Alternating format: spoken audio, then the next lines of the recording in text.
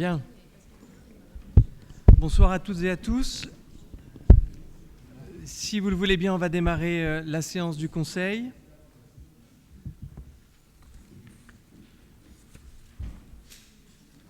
Merci. Donc bienvenue pour cette séance du 25 septembre. Je vais commencer par faire lecture des pouvoirs qui ont été donnés ce soir. Odile Jacquin a donné pouvoir à Isabelle Bolger. Philippe Dorin a donné pouvoir à Thibault Flynn. Philippe Jadot m'a donné son pouvoir. Virginie Larue a donné un pouvoir à Gwenaëlle Claire. Marie-Glantine Noret à Paula Marianne. Et Audrey Tamborini à Cédric Thomas. C'est bien ça? Je n'ai pas oublié d'autres pouvoirs? Vous n'avez pas eu Madame Malric?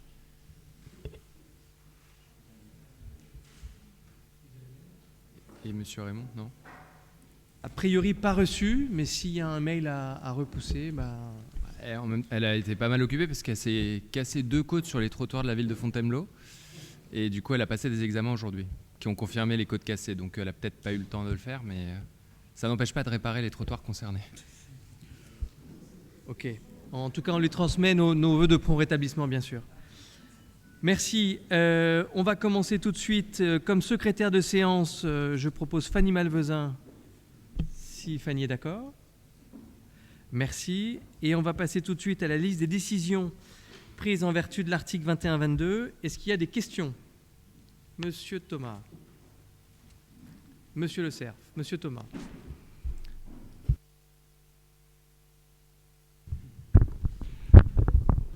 Merci Monsieur le maire. Bonsoir à tous. J'avais une interrogation concernant les 2 décisions 23 SG. Attendez, c'est lesquelles?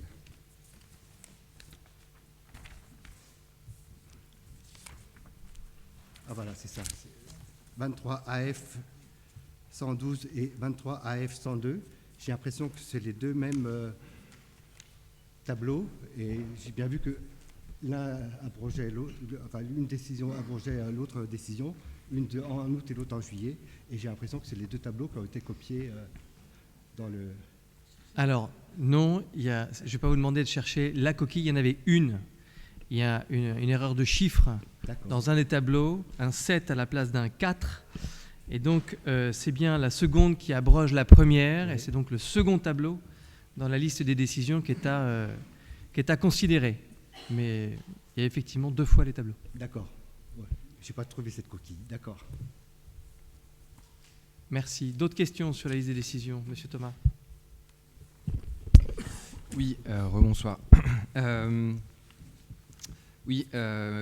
c'est une question que j'ai déjà soulevée au conseil municipal dernier, en commission, et même à un conseil municipal il y a 3 ans, sur les montants d'honoraires engagés par la ville de Fontainebleau dans le cadre du contentieux Vinci, et de ceux depuis qu'il existe, c'est-à-dire quasiment 10 ans.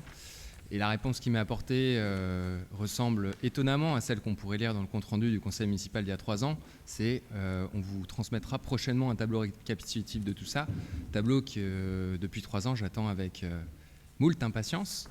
Et donc je voudrais que vous vous engagiez sur une échéance pour pouvoir la tenir, s'il vous plaît.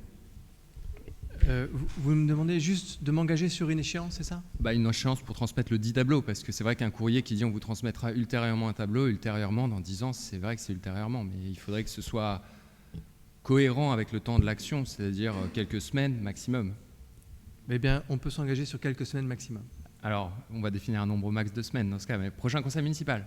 Allez, prochain conseil municipal. Avant le prochain conseil municipal, ça ce vous tableau va? sera... Si Allez, très vous bien. tenez cet engagement, c'est pas... Est-ce qu'il y a d'autres questions? Oui. J'ai une dernière question aussi, puisqu'on a fait ça parle quand même de tout ce qui est du périscolaire, enfin l'intégration des nouvelles tranches. Et au dernier conseil municipal, on avait évoqué, concernant plus précisément la restauration scolaire, l'inflation en cours, et on avait notamment parlé du cas d'Avon, qui avait un appel d'offres qui était en renouvellement, un appel d'offres pour la restauration scolaire, un appel d'offres dont les résultats ont été connus, qui a vu une inflation de seulement 8% sur son contrat précédent, contre les 40% que le contrat de Fontainebleau a connu. Je voulais savoir si vous en tiriez quelques leçons que ce soit pour expliquer comment d'un côté on peut avoir 8% et à Fontainebleau on peut avoir 40% d'inflation avec les mêmes facteurs exogènes, hein, le Covid, la guerre en Ukraine, etc., etc. Donc qu'est-ce qui peut expliquer qu'on ait subi une inflation 4 fois ou 5 fois supérieure à celle qu'a subi nos voisins avonais? Est-ce que le coût Avon intègre le personnel? Non, je pense pas. Mais, vous êtes sûr ou pas? Bon, en tout cas, il ne fait pas 40% d'augmentation de charge de personnel, puisque c'est les personnels municipaux. Donc, voilà. Est-ce qu'il a augmenté de 40% le prix du personnel? Déjà un élément. Deuxième élément, on ne parle pas du même point bas. Hein. On a bien dit que le précédent marché était parti bien bas par rapport au réajustement nécessaire. Et après, il n'y a pas les mêmes cahiers des charges et les mêmes exigences en termes de contenu que l'on propose pour le menu des enfants. Donc on ne va pas répéter sans cesse les mêmes choses. Il y a un écart de prix. Aujourd'hui, force est de constater que c'est la satisfaction dans ce qui est proposé dans les cantines de Fontainebleau. Je répète aussi qu'il y aura un travail qui d'ailleurs s'est déjà engagé entre les deux directions des affaires scolaires pour voir quels pourraient être les points d'amélioration mutualisables entre les deux communes. Eh bien, on ouvre le dossier comme on s'y était engagé dès maintenant pour voir ce qui sera éventuellement intéressant de faire dans les prochaines années. On peut focaliser sur Avon, vous pouvez prendre des exemples sur d'autres communes. Après, il faut comparer ce qui est comparable. Je note quand même que pas mal de communes, y compris le département, ont eu des nécessités d'augmenter les tarifs. Oui, je vous prenais cet exemple-là puisqu'on en avait parlé. Vous nous avez dit on verra après la rentrée scolaire ce qu'il en est. Eh bien, le travail a commencé pour voir ce qu'on pourrait faire de mutualisable pour la prochaine rentrée. Si ça est pertinent, eh bien, on emmènera des discussions entre les deux communes, comme on s'y était engagé. Donc pas d'explication. J'ai pas la grille tarifaire d'Avon. Voilà, j'imagine qu'il y a des sujets de personnel. Peut-être qu'on n'est pas parti du même niveau. Voilà, qu'il y ait des charges dans le contenu, ce qui est proposé aux enfants. Il y a peut-être des différences, mais je ne l'ai pas sous les yeux. Peut-être l'avez-vous. Est-ce qu'il y a d'autres questions sur les décisions? Merci. On va passer à l'approbation du procès-verbal du 3 juillet dernier. Est-ce qu'il y a des questions? Pas de questions. Des contre? Des abstentions? Merci. Premier point ce soir, l'approbation du budget supplémentaire 2023 et je laisse la parole à Laurent Roussel. Oui, bonsoir. Donc nous avions voté le budget primitif le 3 avril dernier et l'objet de ce budget supplémentaire est d'intégrer les résultats de l'année précédente et de procéder à quelques modifications de dépenses ou de recettes. Donc le total du budget supplémentaire s'élève à 7 254 739,72. Donc je passe sur les répartitions entre section de fonctionnement et section d'investissement. Je passe également sur l'intégration des résultats, puisqu'on les avait déjà présentés lors des derniers conseils municipaux. En ce qui concerne les modifications dans les dépenses de fonctionnement, nous avons des charges à caractère général qui sont augmentées de 466 194,15. Donc c'est pour les besoins du service patrimoine, notamment pour les combustibles et l'électricité, pour les produits d'entretien, l'achat de matériel, frais de nettoyage, etc. Le coût des taxes foncières sur les appartements appartenant à la ville pour 30 000 € et les frais d'actes de contentieux pour 15 000 €. En ce qui concerne les atténuations de produits, c'est moins 70 000 €. Donc, comme vous le savez, on a toujours un peu tardivement le montant des prélèvements qui sont faits par IDF Mobilité et Région Île-de-France sur les amendes. Charges exceptionnelles, 27 000 €. Donc ça, c'est pour régulariser, pour équilibrer les différents postes. En ce qui concerne les virements à la section d'investissement, on a plus 130 000 €. Sur les les recettes de fonctionnement, on a des recettes de fonctionnement qui s'élèvent à plus 553 000. Donc les résultats reportés de fonctionnement pour 423 000. Impôts et taxes, plus 50 000. Donc ça, c'est un montant qui est plus important que ce qui était prévu. Et des dotations et participations de 80 000 pour une subvention qui est intégrée de l'enseignement culturel qui n'était pas prévu à l'origine, et 30 000 pour la maison sport.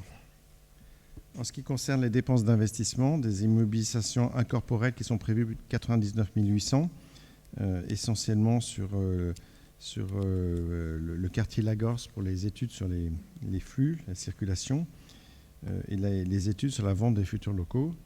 En ce qui concerne les immobilisations corporelles, une augmentation de 44 074,16 qui concerne différents dossiers comme l'hôtel de ville, le mur de Ferrare et de l'achat de moquettes pour les équipements sportifs. Des immobilisations en cours, donc 186 125,84, c'est pour la réfection des rues.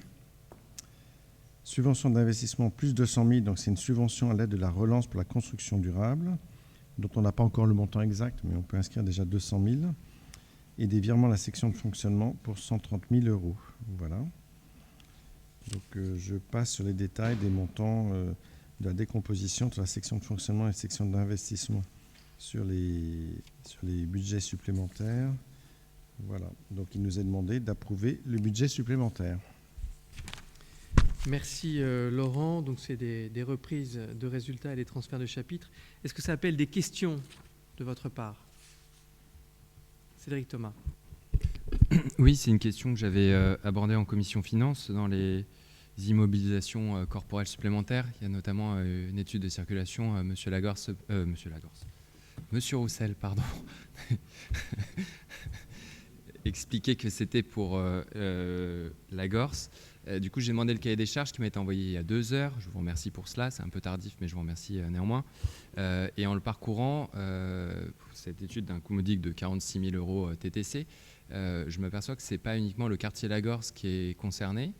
Et du coup, je voulais un peu mieux comprendre le pourquoi du comment, la mise en situation du cahier des charges de l'étude n'étant pas très explicite. Il y a pas mal de quartiers qui sont concernés. Et donc, je voulais savoir un peu pourquoi, dans quel objectif, quel horizon de temps. Effectivement, ça concerne différentes études. Donc, la principale, c'était autour de l'école Lagorce.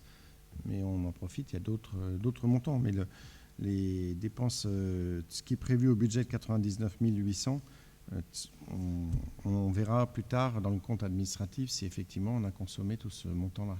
Là, c'est une limite qu'on inscrit dans le budget. Sur le cahier des charges qui vous a été envoyé, effectivement, on prend un peu plus de hauteur sur l'ensemble des enjeux de circulation parce que concernant le projet de l'école, il y a ce sur quoi on s'est évidemment engagé, c'est-à-dire de bien vérifier l'impact concernant les flux de circulation quotidiens de l'implantation de la nouvelle école Lagorce dans le quartier de la Plaine de la Chambre. Donc il y a un focus sur ce quartier, mais on a également besoin de remettre à jour les flux et les données concernant le quartier d'Amem, qui fera l'objet de réaménagements conséquents avec la suite de la stratégie sur le campus. Le sujet des entrées de ville aussi est important à requalifier parce que dans le cadre d'Action Cœur de Ville 2, il n'est pas impossible que nous ayons aussi des programmes de rénovation, en tout cas d'aménagement des entrées de ville qui viennent à être subventionnés par ce programme Action Cœur de Ville 2. Donc c'est une étude globale. C'est pour ça que le cahier des charges que vous avez eu cet après-midi montre qu'on n'est pas uniquement sur un focus quartier Plaine de la Chambre, mais bien sur une étude globale à l'échelle de la ville de Fontainebleau. Mais ces données nous aideront à répondre aux questions, notamment sur le projet de l'école Lagorce. Étude globale. Est-ce qu'il y a d'autres questions ? Pas de questions. Est-ce que vous êtes d'accord pour faire un vote global ou est-ce que vous souhaitez un vote par chapitre ? Vote global, ça ne pose pas de problème. Merci. Je vais donc... Pardon ? C'est bon ? Je vais donc demander, est-ce qu'il y a des contres sur cette délibération ? Alors, des contres. Monsieur Thomas Defoy, Monsieur Julien, Monsieur Le Cerf et Madame Dupuis. Des abstentions ? Merci pour votre vote. Je donne la parole à Isabelle Bolger qui va nous parler d'une subvention exceptionnelle pour les Restos du Cœur. Merci Monsieur le maire. L'Association nationale des Restos du Cœur a fait savoir assez fortement cette rentrée que les stocks étaient difficiles à constituer étant donné notamment l'inflation sur les prix alimentaires et fait appel à la générosité nationale afin que les bénéficiaires des Restos du Cœur, qui sont de plus en plus nombreux, ne soient pas lésés et puissent être aidés tout au long de l'hiver. Les Restos du Cœur de Seine-et-Marne, et particulièrement l'antenne de Avon Fontainebleau, sont un partenaire régulier, très fidèle et très fiable pour la ville de Fontainebleau. Et donc nous avons souhaité proposer au Conseil au Conseil de voter une subvention exceptionnelle de 3 000 € qui sera envoyée aux Restos du Cœur à la section départementale afin de soutenir les Restos du Cœur de Seine-et-Marne. Merci. Est-ce que ça appelle des questions? Pas de questions. On va passer au vote. Est-ce qu'il y a des contre? Des abstentions? Merci. Isabelle Bolger, toujours pour une autre subvention exceptionnelle suite au séisme au Maroc. Oui, alors cette année, nous avons souhaité, suite au tragique événement de septembre dans le sud-ouest du Maroc et le séisme qui a fait de nombreux blessés et de nombreux morts et énormément de dégâts matériels, la ville de Fontainebleau souhaite contribuer au dispositif mis en place par le ministère de l'Europe et des Affaires étrangères à travers le FASECO, qui est un fonds d'aide à la population marocaine.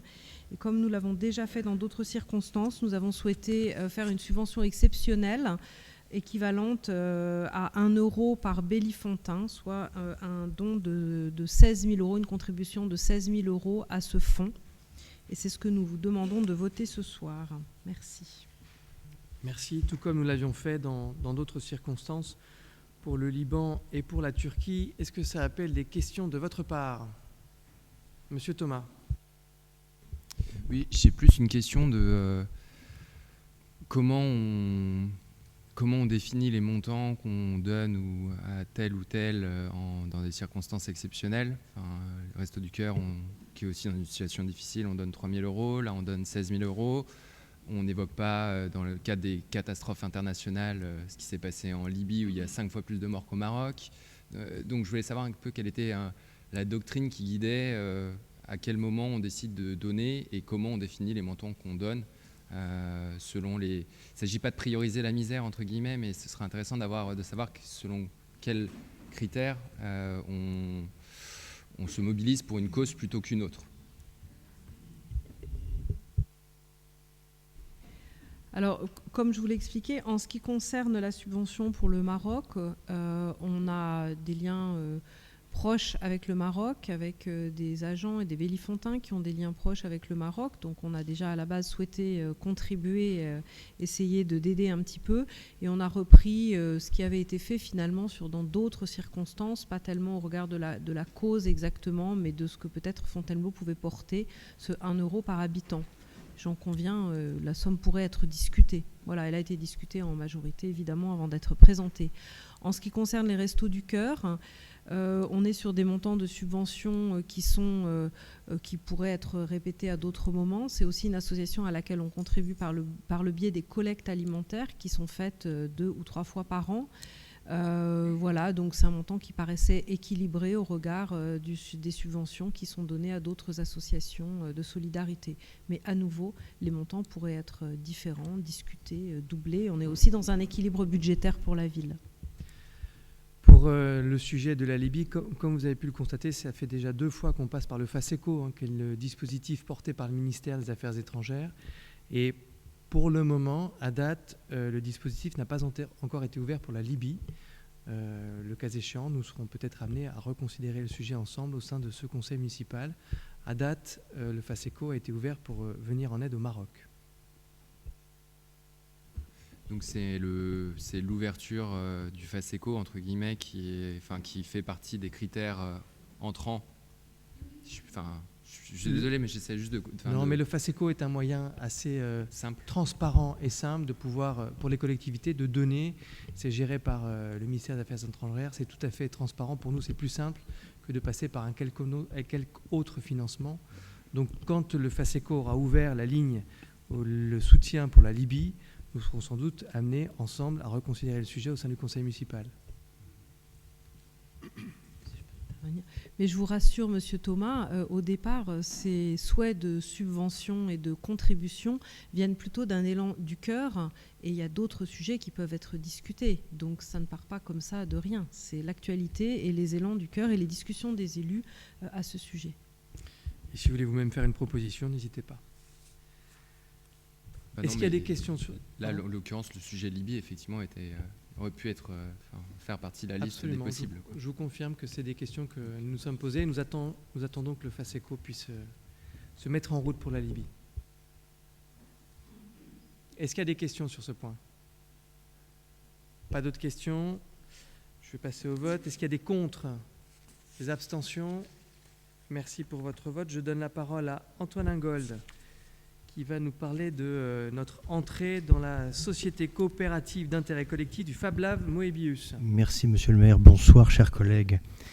Ce soir, il vous est proposé d'approuver l'entrée de la ville de Fontainebleau dans le capital de la société coopérative d'intérêt collectif, SCSI, Fab Lab Moebius, et d'autoriser l'acquisition de parts sociales et de désigner son représentant au sein de son conseil d'administration. Tout d'abord, qu'est-ce qu'un Fab Lab et quelle est son utilité pour notre territoire? Un Fab Lab, en français, un laboratoire de fabrication, est un lieu ouvert au public mettant à disposition des outils, des machines à commande numérique, mais aussi et surtout un réseau de compétences pour se former, expérimenter, fabriquer, innover. Le Fab Lab Moebius est implanté dans la région de Fontainebleau depuis sa création en 2014 et installé dans notre ville depuis cet été 2023, provisoirement au 4 rue Royale, avant de rejoindre les locaux de l'école des mines en janvier prochain, toujours à Fontainebleau. Aujourd'hui, le Fab Lab compte plus de 80 adhérents, dont 20% ont entre 11 et 20 ans. Afin de mieux répondre aux besoins liés à son développement, l'association se transforme cette année en société coopérative d'intérêt collectif, l'occasion de changer d'échelle, d'associer des partenaires variés, de diversifier ses activités, d'élargir ses temps d'ouverture pour ses différents publics, particuliers, scolaires, étudiants, associations, entreprises, artisans ou start-up, etc. Le statut de SCSI permet de fédérer plus largement et efficacement tous les acteurs et partenaires et ainsi assurer un ancrage local au bénéfice de tous. Son capital variable permet aussi de lever des fonds si besoin, avec l'émission de nouvelles actions et l'entrée de nouveaux associés. La montée en charge sera progressive et l'équilibre financier est visé dès la première année. La loi sur l'économie sociale et solidaire autorise une collectivité comme la nôtre à devenir actionnaire d'une SCSI et à siéger à son conseil d'administration. Le capital social initial de Fab Lab Moebius est fixé à 30 050 €, divisé en 227 parts de 150 € chacune. Les statuts prévoient un minimum de 20 parts pour la participation d'une collectivité, soit 3 000 €. Notez que le risque financier est limité à l'apport en capital. Alors, quels sont les objectifs de la ville? La ville de Fontainebleau souhaite soutenir le développement du Fab Lab Moebius en raison de la dynamique engagée et des maillages déjà en cours, notamment en termes d'animation du territoire auprès des jeunes, des étudiants, en lien avec les écoles, les collèges et lycées de la ville, les réseaux universitaires, les associations, les entreprises, etc. L'implication de la ville permettra de participer directement à l'élaboration de la stratégie portée par le Fab Lab au profit du territoire, en cohérence avec nos objectifs et nos actions. Ainsi, il est demandé au conseil municipal de bien vouloir autoriser Monsieur le maire à présenter la candidature de la ville de Fontainebleau en vue d'une prise de participation de 20 parts sociales, soit 3 000 €, dans le capital de la SCSI Fab Lab Moebius, et de procéder à la désignation d'un représentant de la collectivité pour siéger au sein des instances dirigeantes de la SCIC. Je vous remercie pour votre attention et précise un point d'actualité. Vous êtes tous invités à la prochaine journée portes ouvertes du Fab Lab Moebius, 4 rue Royale, samedi 14 octobre, de 10h à 18h, à l'occasion de la fête de la science. Vous y découvrirez plus concrètement toutes les activités proposées. Merci Antoine pour cette description. Est-ce que ça appelle des questions de votre part sur ce projet d'intégration d'achat de parts pour cette SCIC? Monsieur Thomas. Oui, c'est très bien ce qu'ils font, notamment les cafés des sciences, c'est très pédagogique et c'est très intéressant. Et donc là-dessus, on est entièrement favorable. Et en même temps que j'écoutais Monsieur Ingold, je regardais sur Internet et le Faceco Libye est ouvert depuis plusieurs jours. Donc je pense qu'il faut... Voilà. Je faisais le même exercice que vous et sans doute, depuis l'envoi du Conseil, en tout cas, si on peut réintégrer cette question pour un prochain vote, on le fera évidemment. C'était un sujet qu'on avait abordé au sein de la majorité municipale, donc on corrigera le tir pour la prochaine fois. Et je suis sur la fiche du Faceco. Je vois que dans l'assistance, les SMS marchent bien. Est-ce qu'il y a d'autres questions? Je parle du projet Moebius. Pas de questions? Est-ce qu'il y a des votes contre cette délibération? Des abstentions? Merci pour votre vote. Je redonne la parole à Isabelle Bolger pour le traditionnel tableau des effectifs du personnel communal. Excusez-moi, monsieur le maire, il y a aussi la désignation du représentant. Autant pour moi, surtout que vous êtes pleinement concerné, monsieur Ingold. Donc, je vais vous proposer un second vote pour cette délibération, c'est de désigner le représentant de la ville de Fontainebleau au sein de cette SCIC. Et nous proposons la candidature d'Antoine Ingold. Est-ce que vous êtes d'accord d'abord pour voter à main levée? Ça ne pose pas de problème. Et donc, je propose la candidature d'Antoine Ingold pour siéger pour la ville. Est-ce qu'il y a des contre? Des abstentions? Merci. C'est corrigé, Antoine. Tu pourras nous représenter au sein de la SIC très prochainement. Pardon pour cet oubli. Donc, Isabelle, pour le tableau des effectifs du personnel communal. Nous allons procéder aujourd'hui à un petit exercice habituel de création de postes ou de modification de postes existants pour permettre les ajustements, notamment dans les filières où il y a soit des enjeux de temps de travail à adapter en cette rentrée. Voilà, principalement, c'est ça dont il s'agit. Donc vous avez une liste générale, une liste synthétique. Je ne sais pas si vous avez des questions. Il y a plusieurs filières concernées, le conservatoire, le théâtre, la restauration scolaire, le cabinet du maire, les affaires scolaires, le périscolaire, le centre de loisirs. Des postes qui sont créés sur des temps de travail assez spécifiques ou sur des ajustements, des temps qui passent à temps complet alors qu'ils ne l'étaient pas. Et nous avons une création de postes dans la filière administrative pour un attaché territorial. Des questions sur ce tableau? Pas de questions. On va passer au vote. Est-ce qu'il y a des contre? Des abstentions? Merci. Isabelle, toujours. Une convention de partenariat avec l'INSEAD pour la participation bénévole des salariés à des actions réalisées par la ville. Oui, l'INSEAD a entamé, comme beaucoup d'entreprises, une démarche RSE, de responsabilité sociétale de l'entreprise. Et l'INSEAD souhaite donc promouvoir la transition écologique et favoriser finalement à ses salariés, favoriser l'investissement de ses salariés dans des actions sur le territoire qui concernent la transition écologique. Dans cet objectif, elle offre à ses salariés la possibilité de consacrer une journée de travail à du bénévolat à côté d'acteurs locaux. Donc, la ville de Fontainebleau et le service des ressources humaines de l'INSEAD proposent cette convention qui va en fait permettre d'intégrer des salariés de l'INSEAD à différentes facettes de l'action municipale en faveur de la transition écologique. Voilà, donc c'est vraiment, il y a des activités, c'est pour cette année scolaire 2023-2024. Les salariés INSEAD pourront assister les services de l'espace vert au cours de 3 activités de développement de la biodiversité et de gestion écologique des espaces verts, à chaque fois dans la limite de 4 à 5 bénévoles par activité. Évidemment, il ne s'agit pas de déséquilibrer complètement les services de la ville dans leurs activités. L'INSEAD organise la communication interne, les horaires et transmet les obligations vestimentaires, etc. et fournit une liste des salariés qui s'engagent. Et elle assure aussi leur assurance professionnelle. En contrepartie de quoi, la ville, évidemment, fournit le matériel et les outillages et l'encadrement des bénévoles qui participent à ces activités.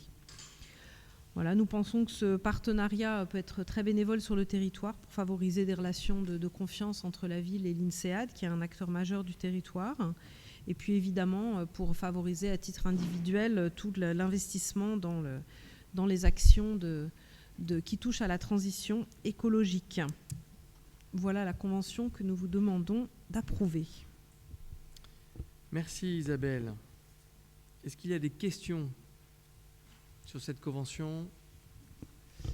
Pas de questions.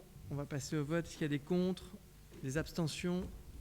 Merci pour votre vote. Thibaut Flynn pour nous parler de la convention entre la ville de Fontainebleau et le SMICTOM pour des mises à disposition de composteurs. Bonsoir à tous, merci Monsieur le maire.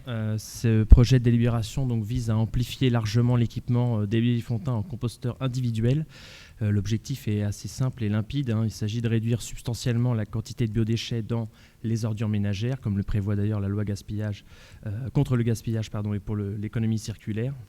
Puisque vous le savez sans doute, à partir du 1er janvier prochain, donc dans quelques semaines, les biodéchets devront au maximum être séparés évidemment du verre et des emballages, comme c'est déjà le cas aujourd'hui, mais aussi et surtout de la poubelle marron qu'on appelle ordure ménagère.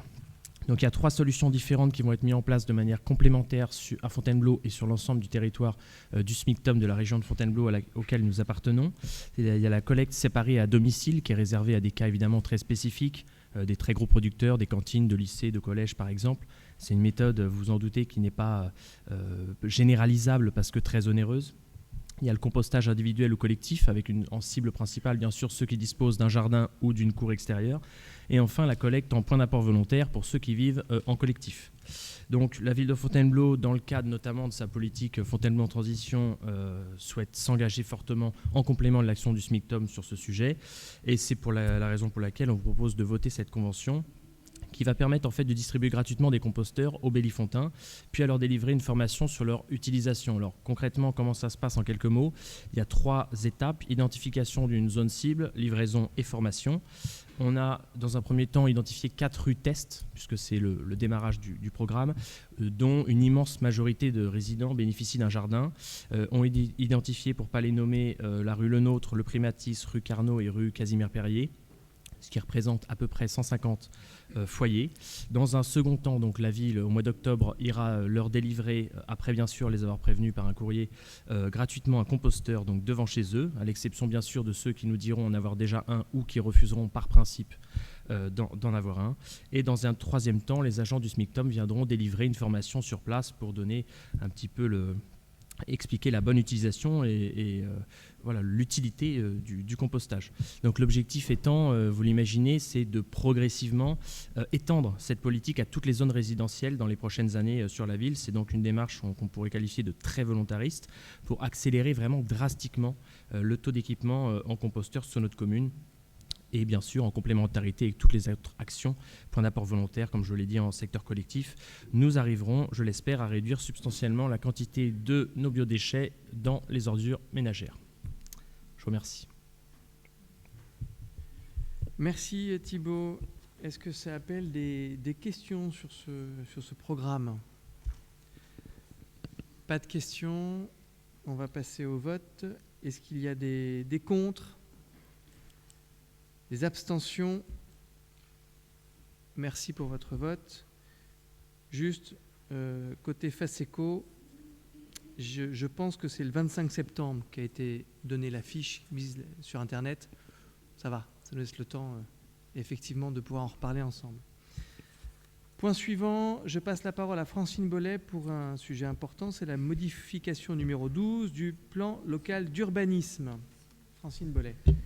Merci, monsieur le maire, et bonsoir à tous. C'est en effet un point plus technique, réglementaire et formel que les précédents peut-être, et qui porte en effet sur la modification 12 du PLU. Donc, je rappelle que cette modification ne concerne que le territoire de la ville de Fontainebleau, alors que nous avons un PLU en cours de validité qui est commun avec la ville d'Avon. Et notre demande a pour objectif de faire évoluer les règles applicables actuellement sur quatre lignes principalement. L'installation de 2 résidences étudiantes. Je précise tout de suite qu'il s'agit donc de celle bien connue de la Maison Forestière ou la rue du Rocher d'Avon, comme vous voulez, et d'une autre qui n'est à ce stade que simplement envisagée, peut-être à l'angle des rues Matry et Lagorce. Deuxième ligne de demande, c'est la réalisation de nouveaux équipements sur l'équipement sportif sur le secteur du stade Philippe Mahut, pour tout ça dans la perspective des Jeux 2024 et en l'occurrence la politique terre de jeu, et en l'occurrence ça concernerait le pas de tir à l'arc et un projet de skatepark dans ce secteur. Troisième ligne, la protection du linéaire commerçant en centre-ville de Fontainebleau. Et enfin, quatrième ligne, on profite de cette modification pour solliciter la correction de quelques coquilles, règles, réécriture de règles imprécises en ce qui concerne principalement le stationnement en ville. Donc ce projet de modification, évidemment, a suivi son parcours réglementaire légal. Il a été soumis à une évaluation environnementale par la MRAE et dans ce cadre a fait l'objet d'une phase de concertation préalable avec la population. Et le Conseil communautaire a tiré le bilan de cette concertation préalable en mars 2023. Puis le projet de modification a été transmis pour avis aux personnes publiques associées, DDT, chambres d'agriculture, etc. Également, la commission de préservation des espaces naturels a rendu un avis favorable en février 2023. Enfin, le dossier a été soumis à enquête publique sous l'égide, bien sûr, du président de la CAPF. Et cette enquête s'est tenue en mairie de Fontainebleau du 17 mai au 17 juin dernier. Toutes les publicités légales, bien sûr, journaux, affichages, etc., ont été respectées et ont permis à tout un chacun, principalement les citoyens de Fontainebleau et d'Avon, d'exprimer leurs observations éventuelles. D'ailleurs, le commissaire enquêteur a recueilli 66 observations qui portaient presque toutes sur la maison forestière. Ensuite, il a rendu son rapport dans lequel il a émis un avis favorable, assorti d'une réserve toutefois, celle de ne pas modifier le zonage actuel du secteur de la rue du Rocher d'Avon. Bien sûr, en cela, il exprimait l'essentiel des observations exprimées dans le cadre de l'enquête. Mais l'application par maintenant la ville de Fontainebleau et le respect de cette réserve reviendrait à abandonner purement et simplement le projet. Or, ce choix se justifie par les besoins de logements étudiants sur le secteur, dans le cadre du développement de l'offre d'enseignement de qualité et variée, d'enseignement supérieur, qui est attendu dans les prochaines années. En outre, ce projet de résidence étudiante est inclus dans la convention qui a été signée entre l'État, la ville et FSM et qui a été approuvée par notre Conseil en février 2022, qui elle-même répond à un triple objectif tendre, qui portait également sur le réaménagement, la plaine de la Chambre, etc. etc. Les objectifs de cette convention étant de tendre autant que possible vers le zéro artificialisation nette, d'atteindre nos objectifs de production de logements sociaux résultant de la loi SRU, et enfin de favoriser le logement étudiant en résidence gérée. Il apparaît donc que la réalisation de cette résidence, bien entendu dans une enveloppe urbaine, y compris environnementale, approuvée notamment par la MRAE, est tout à fait compatible avec le secteur de la rue du Rocher d'Avon. Enfin, il faut préciser que les dispositions réglementaires ont été revues pour tenir compte d'un certain nombre des observations émises lors de la phase de concertation. Et j'insiste pour vous énoncer ces modifications donc, qui ont été apportées. Abaissement de la hauteur maximale autorisée pour les constructions nouvelles, pour les porter à 16,50 mètres au lieu de 18 mètres.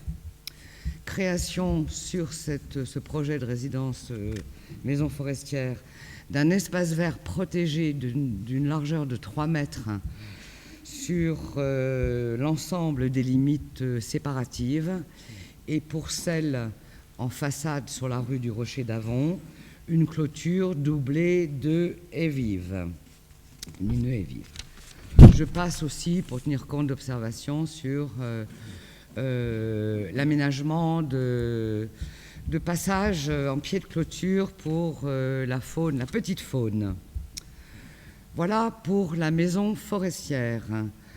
En ce qui concerne le projet éventuel et futur d'une autre résidence à l'angle des rues Lagorce et Matry, nous tenons et nous proposons d'abaisser à 15 mètres la hauteur maximum possible pour les nouvelles constructions et de modifier les règles d'implantation visant à éviter une construction en retrait d'étages successifs pour permettre une volumétrie plus sobre dans ce secteur situé en face d'un corps de bâtiment de l'ancien hôpital inscrit à l'inventaire des monuments historiques.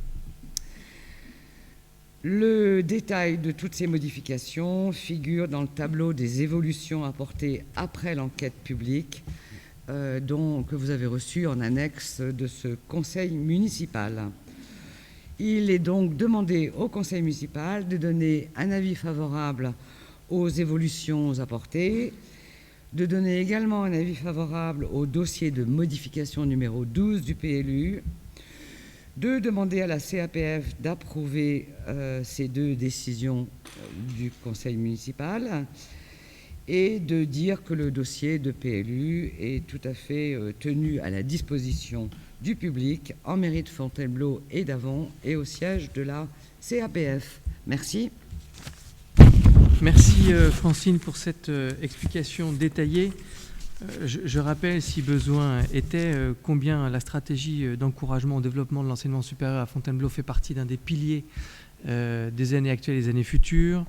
Je rappelle que pour accueillir des étudiants, et on le voit avec la pression de Parcoursup, on a encore reçu les étudiants d'ailleurs vendredi dernier dans cette salle du conseil municipal, eh bien, il y a de vraies difficultés pour ces étudiants à se loger. Et donc, ce qui a été fait depuis ces dernières années, c'était d'anticiper l'arrivée progressive de ces nouvelles offres d'enseignement supérieur pour pouvoir répondre à la demande de logement des étudiants. On est aujourd'hui à un existant d'à peu près 660 lits, si l'on intègre la dernière résidence rue Lagorce qui vient d'être ouverte. Et avec les projets qui sont aujourd'hui détaillés, on arriverait à une offre d'à peu près 950 lits, ce qui correspond aux demandes formulées, en tout cas aux études et aux projections qui sont les nôtres et aux besoins des étudiants pour se loger sur le territoire. Nous sommes sur des étudiants qui viennent de part et d'autre de la France. C'est d'ailleurs assez intéressant de voir lorsqu'on leur demande d'où ils viennent. Eh bien, ça vient d'un peu partout. Maintenant que la filière IEP est identifiée sur Parcoursup, on a des jeunes qui viennent d'un peu partout en France. Donc des besoins de logement et des projets qui viennent répondre à ce besoin de logement.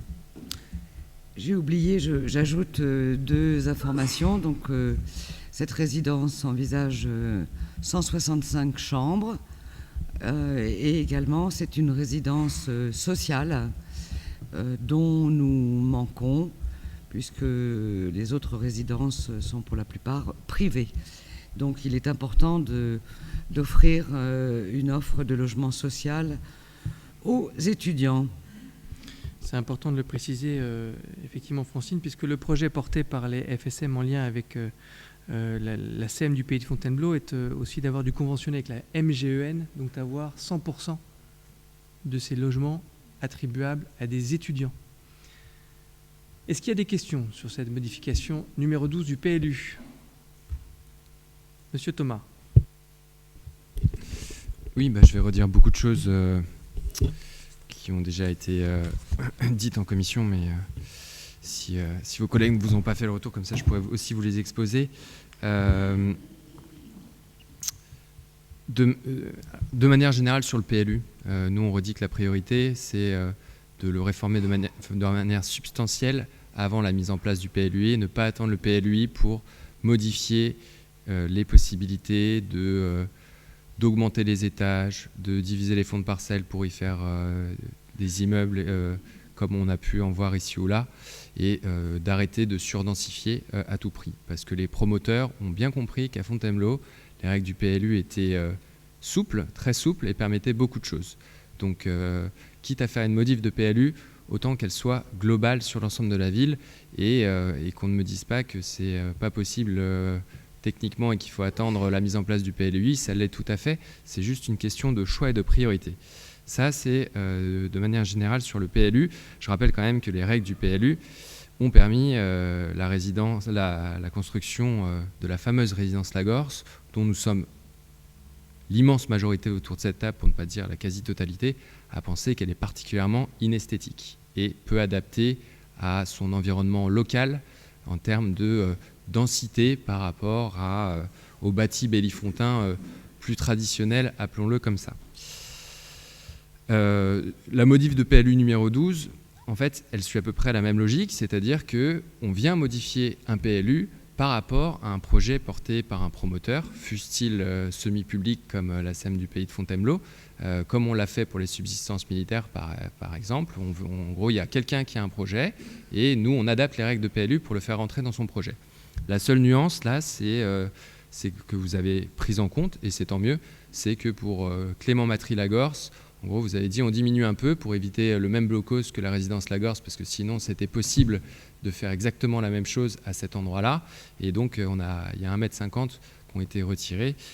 Ça n'empêche que ce qui a motivé cette modification de PLU, c'est un porteur de projet qui vient vous voir en disant « moi, je voudrais faire ci, merci d'adapter le PLU en fonction ». Pour moi, la logique, elle doit être inverse, c'est-à-dire que le PLU, ça doit être le choix politique des élus qui reflète les priorités, tant en termes de densification que même de règles architecturales ou de style architectural qu'on voudrait imposer.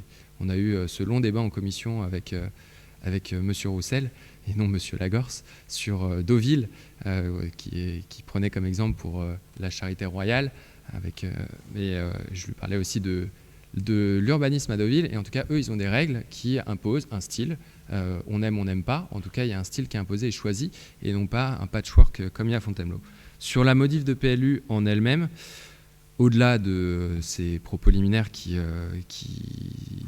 expliquent déjà notre vote contre, parce qu'on modifie le PLU par rapport à des projets qui sont dans les tuyaux, on a quand même moi j'ai une demande forte, je vous ai posé la question par écrit, sur la question du besoin en logement étudiant.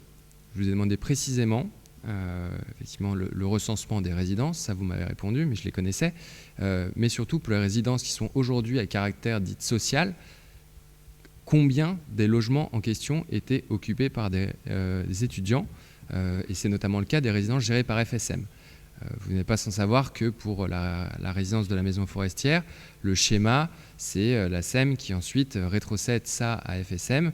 Je comprends, puisque le directeur général de la SEM en a parlé, qu'il y a un conventionnement avec la MGEN, mais je ne l'ai pas vu, et lui-même ne l'a pas vu. Donc ce serait bien que les élus ici autour de la table puissent le voir et s'assurer des conditions. Sur combien de temps porte ce conventionnement? Est-ce que c'est un conventionnement qui, au bout de 2 ans, 3 ans, 5 ans, s'arrête et ensuite FSM attribue comme il le souhaite? En quoi c'est différent des conventionnements qui avaient pu être faits pour justifier les caractères de résidence étudiante sociale à la Faisanderie? À l'époque, on nous disait que c'était une résidence sociale étudiante. Bah ouais, mais il y a beaucoup de non-étudiants. C'est d'abord une résidence sociale et ensuite il y a quelques étudiants, mais c'est pas 100% d'étudiants. C'est le cas aussi à Avon, ce qui est géré par FSM. C'est pas une résidence 100% étudiante, c'est une résidence 100% sociale, mais c'est pas 100% étudiante. Et pourtant, dans les deux cas, c'est censé être des résidences étudiantes sociales. Donc moi, j'aimerais qu'on prenne toutes les garanties auprès de FSM et qu'on les fasse circuler à l'ensemble des élus intéressés pour s'assurer que le caractère et étudiant et sociale soit respectée et que ce ne soit pas juste une résidence sociale dans laquelle, accessoirement, on y loge quelques étudiants. Aujourd'hui, j'ai quand même pas eu les réponses très satisfaisantes à cette question.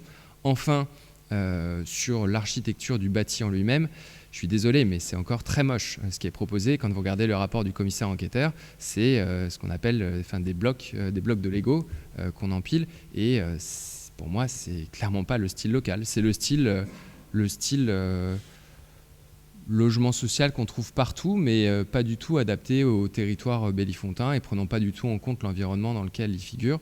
Et je pense, encore une fois, que nos règles de PLU devraient refléter ce qu'on souhaite, y compris en termes architectural, c'est-à-dire ne pas laisser la possibilité aux promoteurs qui délèguent aux architectes le soin de maximiser les mètres carrés de plancher et donc du nombre de logements et donc du nombre de revenus qu'ils vont pouvoir tirer de tel ou tel immeuble. Merci. Sur ce dossier de la résidence rue du Rocher qui est parti en 2021, faut-il encore le rappeler, il y a déjà eu des discussions nombreuses pour en faire un petit peu varier l'approche architecturale et urbaine. On est passé d'un R+6 à un R+4. On est passé de 220 chambres à 165 chambres. Donc il y a déjà eu des échanges et des discussions pour en faire un projet qui s'intègre mieux. Le sujet des besoins en termes de logement étudiant, j'ai cité les chiffres, on a sans cesse en cette rentrée des demandes très précises des étudiants qui viennent à Fontainebleau et qui ont des difficultés à se loger. On est donc devant une nécessité d'agir pour pouvoir avoir une offre sociale accessible. Tout le monde ne peut pas se payer le logement, le studio qui est sur le marché privé bellifontain. On est sur le projet dont on parle, puisque c'est bien de la Modif 12 dont nous discutons, sur un projet porté par l'FSM, conventionné à 100% avec la MGEN. Donc c'est du logement social étudiant. C'est pas autre chose. Mais personne ne semble avoir vu les conditions du conventionnement avec la MGEN. Est-ce que c'est un conventionnement qui est permanent sur toute la durée de vie de la résidence ou ce qui est limité dans le temps?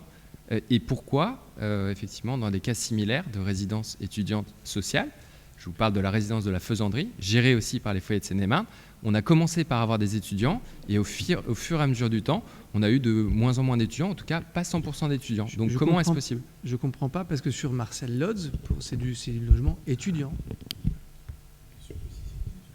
C'est des étudiants sur la résidence Marcel Lodz.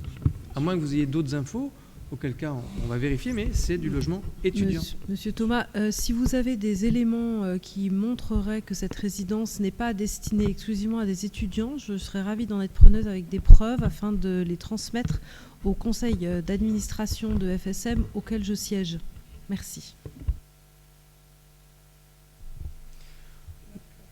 On est donc sur un sujet qui répond pleinement à des besoins du territoire et une urgence d'anticipation quand même, parce que plus les projets tardent, moins nous sommes en mesure de répondre aux demandes et aux besoins chaque année avérés des étudiants qui viennent sur Fontainebleau, et c'est une chance de les avoir sur Fontainebleau.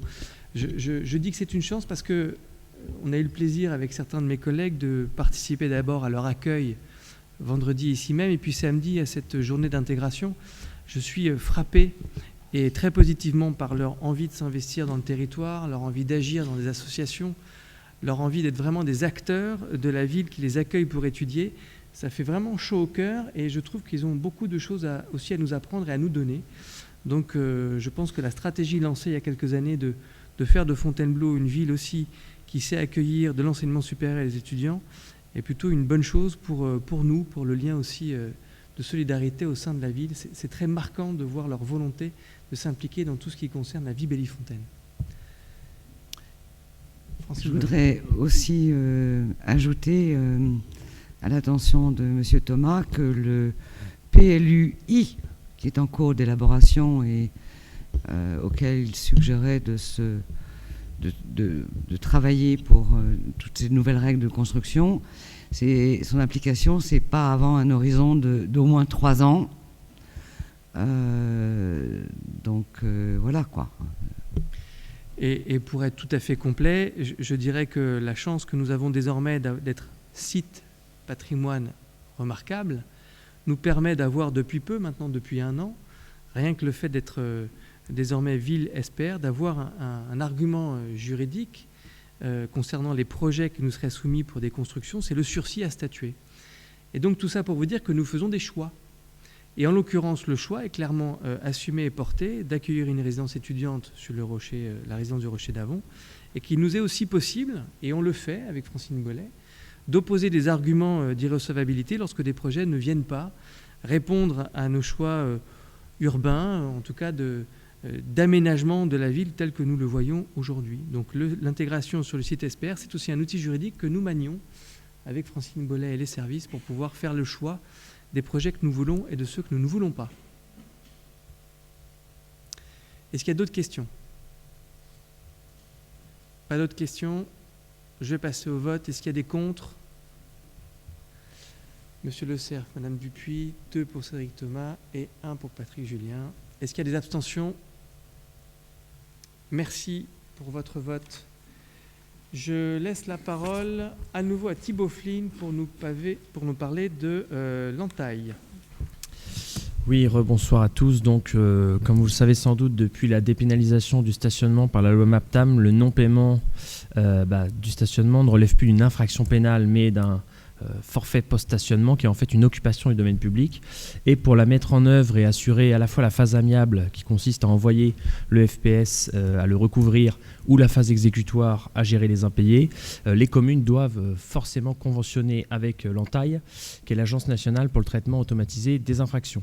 Et 2 choix sont proposés aux communes, un cycle partiel qui délègue à l'entaille uniquement la partie exécutoire, donc le recouvrement des impayés, c'est ce que nous faisions à Fontainebleau jusqu'à aujourd'hui, ou un cycle complet qui délègue à la fois l'émission et l'envoi des FPS, ainsi que la phase exécutoire. Et c'est ce que nous souhaitons nous orienter sur ce cycle complet désormais. 2 grandes raisons à cette évolution. Un changement des services de l'entaille qui au départ ne proposait pas la prise en charge d'un tarif minoré, puisque je rappelle que le tarif du FPS à Fontainebleau est de 40 €, mais si vous payez dans les 4 jours après réception de l'avis, il est à 25 €. Désormais, l'entaille propose la prise en charge d'un tarif minoré. Et la seconde raison, c'est la mise en place d'un système LAPI, donc d'ici quelques semaines, puisque notre délégataire au stationnement, en l'occurrence la société Interparking, va s'équiper donc d'un véhicule avec système LAPI, qui est une lecture automatisée de plaques d'immatriculation. En fait, tout simplement, c'est un véhicule qui possède des caméras sur son toit, en l'occurrence 8, 4 qui scannent les plaques d'immatriculation et 4 autres qui prennent différentes photos et donc qui est capable de contrôler en fait le paiement du stationnement en circulant dans les rues. Alors je précise que, puisque j'avais été interrogé sur le sujet en commission, il s'agira d'un véhicule électrique. En l'occurrence, et sans faire de publicité, c'est une Renault Zoé, qui d'ailleurs est fabriquée en France, à l'usine de Flins à 80 km, et que ça ne modifiera pas la DSP, puisque ça modifie uniquement la méthode de travail.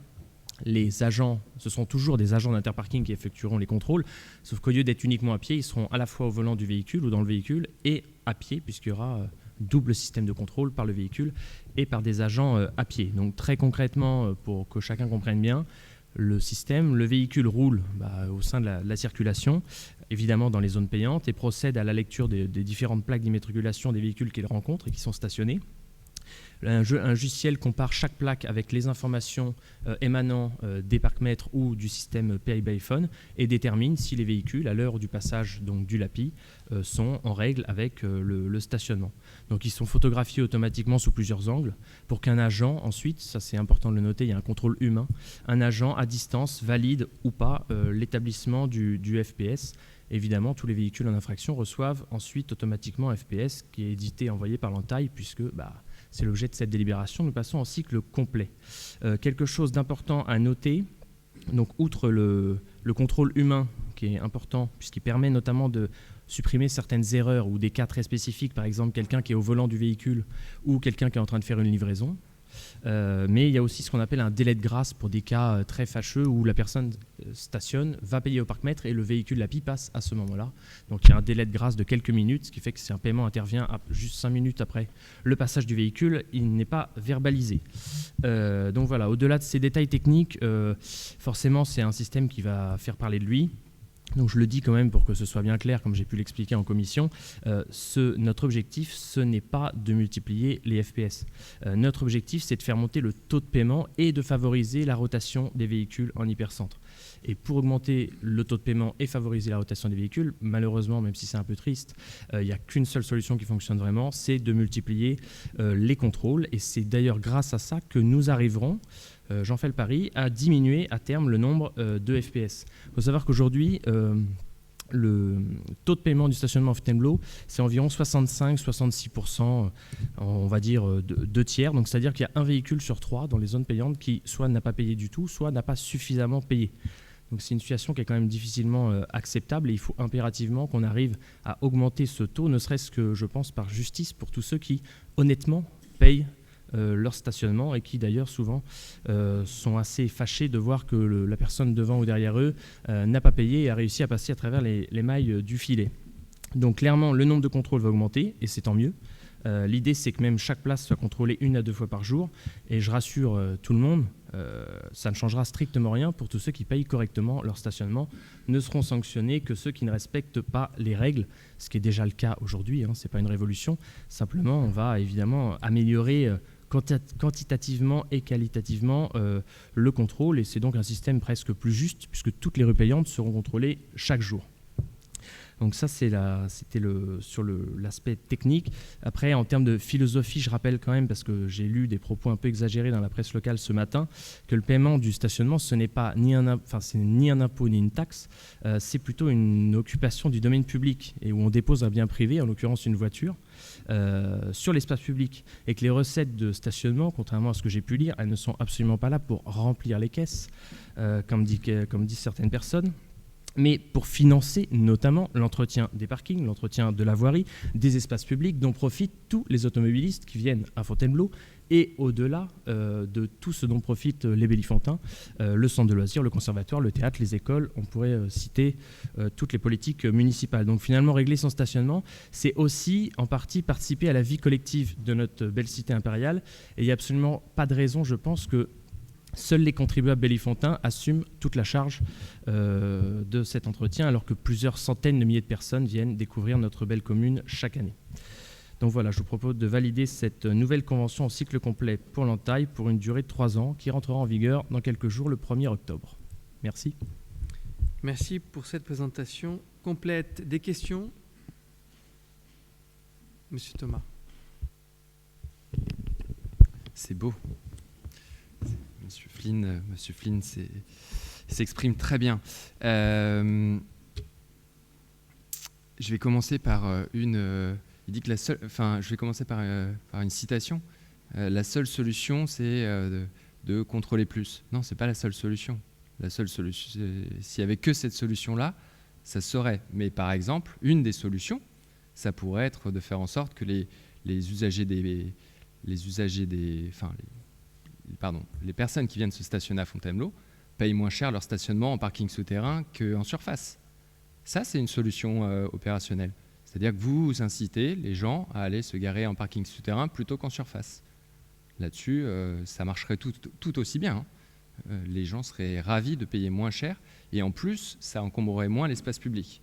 Une autre solution, c'est de travailler avec Interparking, comme on le défend depuis des années, pour mettre en place un système de stationnement en périphérie. Est-ce que vous trouvez ça juste qu'il y ait entre 50 et 100 voitures qui soient garées le long de l'avenue des Cascades en permanence, en stationnement sauvage, et donc qui, eux, ne payent pas,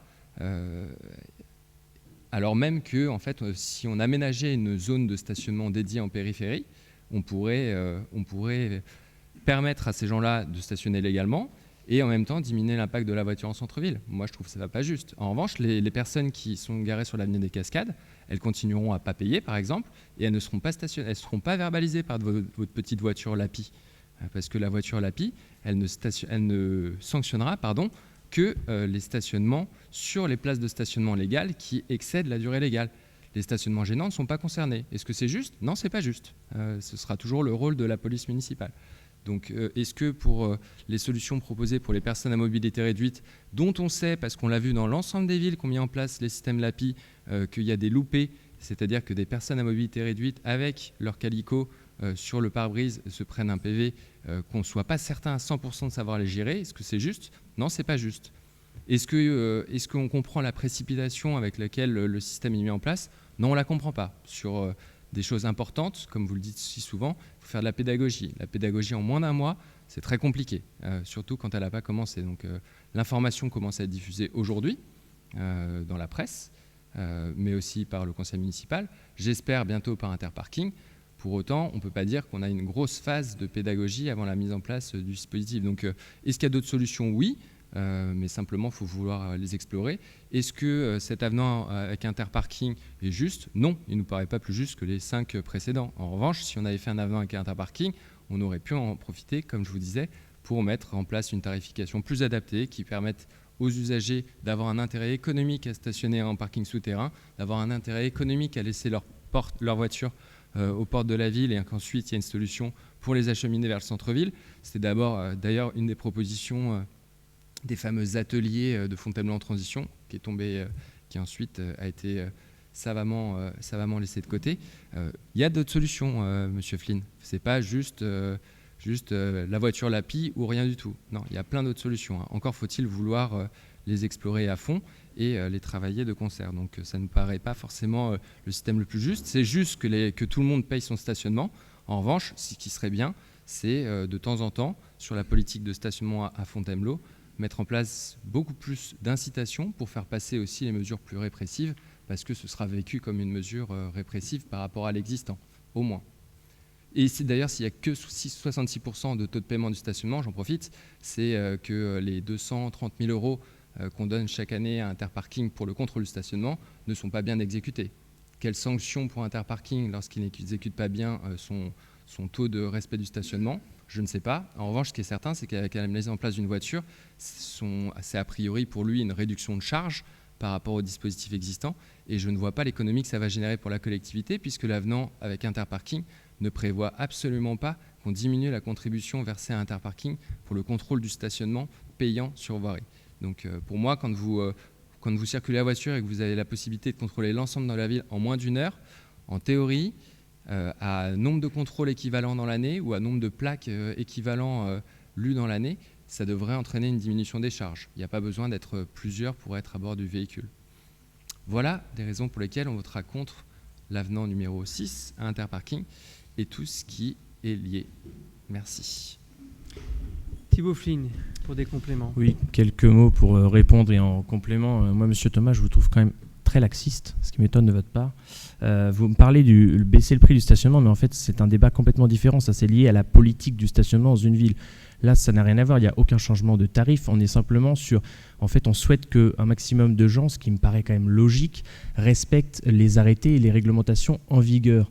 Je ne vois pas vraiment comment on peut s'opposer à ce type d'objectif. Je rappelle quand même que les tarifs sont votés en conseil municipal, ici même, par une assemblée élue démocratiquement par nos concitoyens. Enfin, ça paraît surréaliste de fermer les yeux sur le fait qu'un tiers des personnes refusent de suivre la réglementation en vigueur, ce que personne n'imaginerait sur de l'urbanisme ou d'autres choses. Et deuxièmement, si 2 tiers des personnes payent honnêtement et correctement leur stationnement, je ne vois pas vraiment de raison pour lesquelles le dernier tiers n'y arriverait pas. Ça, c'est un premier sujet. Sur les parkings en périphérie, mais là, encore une fois, ça n'a rien à voir donc, avec le débat que je viens d'évoquer. Mais oui, notre majorité travaille sur ce genre de sujet et est tout à fait favorable au développement de parkings en périphérie. Malheureusement, ça ne se fait pas en un claquement de doigts. Vous savez bien que le temps administratif est un temps long, très long. Le fameux avenue des Cascades est justement un lieu sur lequel nous travaillons pour notamment... organiser un peu les choses et à terme, au Bréau, nous espérons pouvoir faire construire un parking en périphérie. Après, c'est toujours pareil. Sur le papier, en théorie, tout est très beau. Sur le concret, il y a beaucoup de gens qui, en fait, même s'ils s'y disent favorables, ne sont pas forcément prêts à aller se garer en périphérie. Je rappelle que le parking de la Faisanderie, aujourd'hui, est un parking gratuit en périphérie. Sous-utilisé. Allez-y un dimanche matin pendant le marché. Mais qui a envie d'aller se garer au parking de la Faisanderie pour aller jusqu'au marché, même en venant de l'extérieur de Fontainebleau? C'est la vraie question. Donc, en fait, ce n'est pas simplement parce qu'une idée est bonne que, concrètement, sur le terrain, elle va vraiment fonctionner. Ça, c'était la première chose. Stationnement gênant, oui, le but, c'est aussi qu'on arrive à mettre en place, effectivement, de toute manière, ça c'est la loi, Interparking n'a pas le droit de sanctionner ou de verbaliser le stationnement gênant, ça relève de la police municipale ou nationale dans certains cas. Mais effectivement, l'idée, c'est qu'on arrive, s'ils observent quelque chose de vraiment invraisemblable, qu'ils puissent prévenir la police municipale. Donc là-dessus, on va essayer d'améliorer les choses. Pour les PMR, encore une fois, on n'a pas inventé l'eau tiède, je vous rassure. Ça existe déjà dans de très nombreuses villes. Cet été, je suis passé à Toulouse. En fait, il y a un système qui est très simple. Donc, il y a des systèmes LAPI, comme dans de nombreuses villes maintenant de France. Pour les PMR, il faut savoir que le stationnement est et restera évidemment gratuit. Donc il y a 2 cas de figure, soit vous êtes Bellifontain, ou en tout cas vous venez souvent à Fontainebleau, soit vous êtes une personne qui n'est jamais venue ou qui vient de manière très occasionnelle. Si vous êtes Bellifontain, vous aurez, ou si vous venez très souvent, la possibilité de vous enregistrer auprès d'Interparking avec votre carte grise et une copie de votre carte PMR, ce qui fait que votre plaque sera automatiquement reconnue par le système LAPI, et donc au final vous ne serez pas verbalisé. Pour quelqu'un qui ne vient pas souvent à Fontainebleau, il y aura sur le parc-mètre un nouveau petit bouton où il y aura inscrit PMR et en fait qui vous délivrera un ticket gratuit. Bien sûr, après, il y aura différents contrôles pour aller vérifier que cette personne dispose bien de la carte, mais c'est le même système, la plaque sera automatiquement rejetée. Et s'il y a une erreur, évidemment, en cas de contestation, la personne ne sera pas verbalisée. Donc je crois qu'il ne faut pas confondre les différents thèmes. Là, on ne parle pas de la politique du stationnement, on parle juste d'une question de justice. Il n'y a aucune raison qu'un tiers des gens se soustraient aux délibérations qui sont votées par le conseil municipal. Je note aussi avec bonheur que vous serez totalement en soutien des projets que nous aurons à construire au niveau du Bréau, puisque ce sera un parking d'entrée de ville. Donc je note que vous l'avez vous-même souligné. Je note que vous serez totalement favorable à un autre projet de stationnement sur le campus d'Amem qui pourra venir alléger la pression du stationnement au centre-ville. Je note que vous serez totalement favorable à des travaux et réflexions sur les entrées de ville. Donc en fait, finalement, sur tout ce qu'on est en train de mettre en place sur le stationnement, vous êtes plutôt à l'aise avec les projets que nous porterons. On parle là aujourd'hui d'une façon de contrôler le stationnement et pas d'une stratégie concernant le stationnement à Fontainebleau. Petite précision aussi sur le contrôle, notamment sur le respect du stationnement gênant. Nous avions 2 ASVP jusqu'à il y a encore quelques mois. Nous sommes à 3 ASVP et le but est de tendre vers 4 ASVP pour nous permettre d'avoir un contrôle du quotidien sur le respect de la réglementation, sur le stationnement gênant, et pas qu'en centre-ville, en allant également dans les quartiers faire de l'îlotage et de la proximité. Donc je pense qu'on se rejoindra donc sur ces projets d'aménagement. Évidemment que nous n'allons pas intégrer à l'actuel DSP, puisque cette DSP arrivant à son terme dans quelques années, nous n'allons pas la déséquilibrer, vous savez ça aussi bien que moi. Donc ce sont des projets sur lesquels nous travaillons par anticipation, et des besoins que nous satisferons dans les prochaines années. Est-ce qu'il y a d'autres questions sur ce sujet, Monsieur Le Cerf? Oui, juste une précision concernant les personnes à mobilité réduite qui détiennent une carte mobilité inclusion. J'ai rencontré Interparking et à l'heure actuelle, ils ne savent pas gérer la solution. Ils m'ont demandé de venir le 5 octobre pour voir comment on peut faire pour enregistrer les véhicules. Et je voulais aussi vous préciser que cette carte n'est pas liée à un véhicule, mais à une personne. Donc, la personne peut venir avec son fils, voilà, son père, voilà. Oui, tout à fait. Le système, à l'heure où je vous parle, n'est pas encore mis en place, mais il le sera dans les prochains jours. Et effectivement, la carte n'est pas liée à un véhicule, mais c'est la raison pour laquelle, si la personne est Bellifontaine, elle peut enregistrer les 2 véhicules qu'elle utilise régulièrement. Et de toute manière, elle peut aussi aller appuyer sur le rodateur pour demander un ticket PMR qui s'adaptera à n'importe quel véhicule. Donc de toute manière, comme quelqu'un qui viendrait pour la première fois de sa vie à Fontainebleau. Donc en fait, quoi qu'il arrive, il n'y a pas de difficulté sur ce sujet. Est-ce qu'il y a d'autres questions sur ce point avant le passage au vote, Monsieur Thomas? Oui, c'est très flatteur de m'entendre dire par Thibaut Flynn que je suis laxiste. C'est assez marrant. Bon, je prends ça comme une boutade plutôt qu'un fait très drôle. Croire que rien n'est lié, pardon, mais c'est pas juste une question de modalité de contrôle du stationnement. Les modalités de contrôle du stationnement, ça fait depuis que le stationnement est payant à Fontainebleau, c'est-à-dire construction des parkings et rendu payant, je sais pas, peut-être 50 ans, qu'on doit s'interroger sur les modalités de contrôle du stationnement. Quand on vote un avenant à un contrat avec l'opérateur avec lequel on est lié depuis plus de 10 ans et qu'on est aux responsabilités en cumulé depuis plus de 20 ans, globalement, on peut s'attendre à ce que la stratégie de stationnement elle ait déjà été définie et mise en place. Donc aujourd'hui, je présuppose qu'elle a déjà été définie et mise en place et qu'elle n'intègre pas tout ce que j'ai dit précédemment, c'est-à-dire et des choses que nous, on défend depuis plusieurs années. Pour le coup, les parkings de périphérie, je suis ravi que la majorité, finalement, prenne ce sujet enfin à bras-le-corps. Donc là-dessus, on y travaillera de concert. Sur le parking d'Amen, on peut en reparler, mais un parking souterrain sous une université où on va demander aux étudiants de payer 2 € de l'heure, globalement, ça ne va pas le faire. Je pense que si on... Je n'ai pas encore les modalités, personne n'a les modalités de mise en œuvre de ce parking pour l'instant, mais vous les avez peut-être avant nous. Je ne sais pas, mais généralement, quand on construit un parking souterrain, si on fait la même chose qu'on a fait Place de la République, on fait payer le stationnement. Donc c'est un parking souterrain? Je ne sais pas, vous voulez faire quoi, une tour? Une tour? Je ne sais pas. Bon, polémique facile. Non, mais... À 2 €.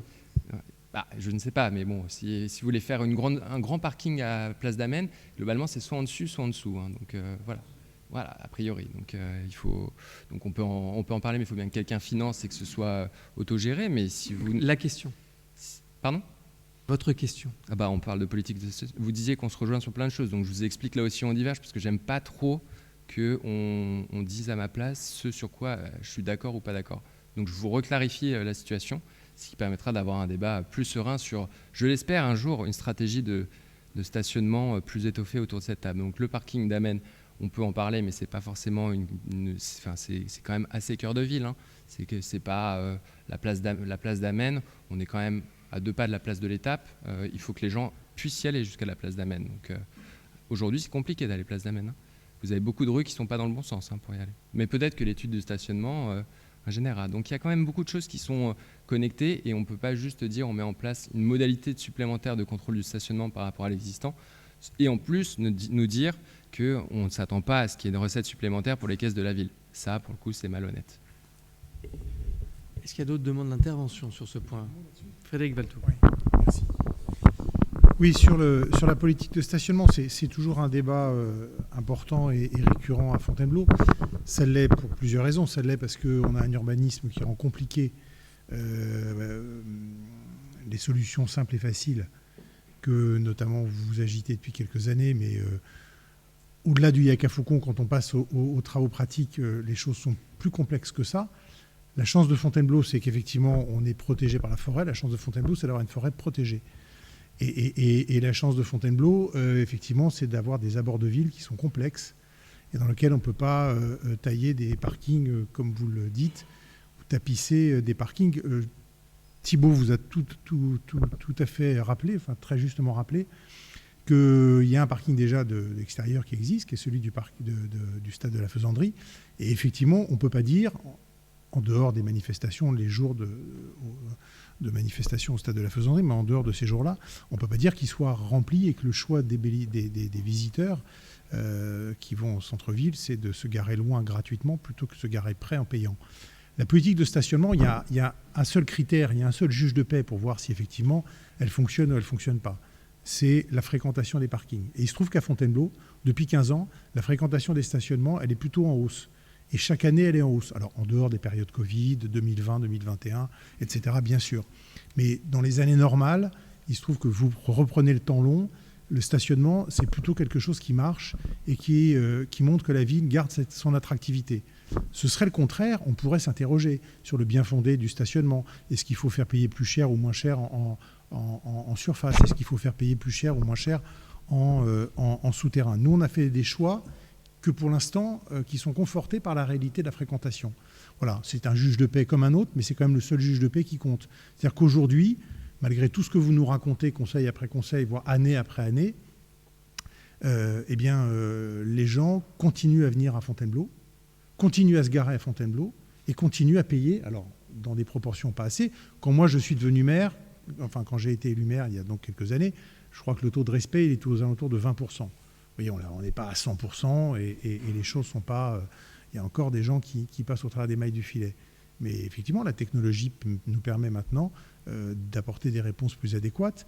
Donc on progresse et en tous les cas, moi je suis satisfait de voir que la politique qui a été mise en œuvre toutes ces dernières années et qui continue fait que Fontainebleau accueille de plus en plus de monde et dans des conditions d'accueil qui sont satisfaisantes. Voilà. Donc Je pense que c'est ça dont il faut se satisfaire. Merci. D'autres demandes de prise de parole sur ce point? Je vais le soumettre au vote sur cette délibération. Est-ce qu'il y a des contre? 2 pour M. Thauvin, 1 pour M. Julien, 1 pour M. Le Cerf. Des abstentions? Merci.